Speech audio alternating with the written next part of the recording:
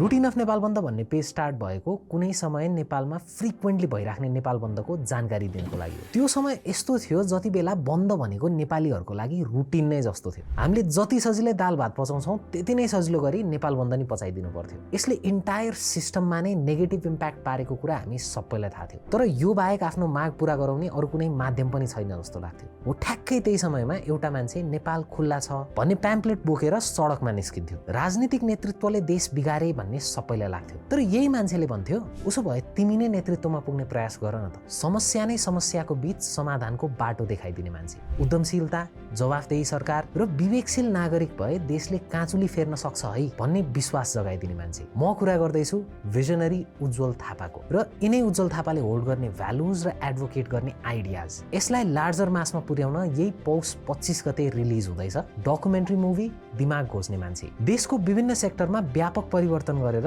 देशलाई उन्नतिको बाटोमा लग्न सकिन्छ भन्ने लाग्ने सबैजनालाई म यो सिनेमा हेर्न रेकमेन्ड गर्छु। पौष 25 गते दिमाग घोच्ने मान्छे।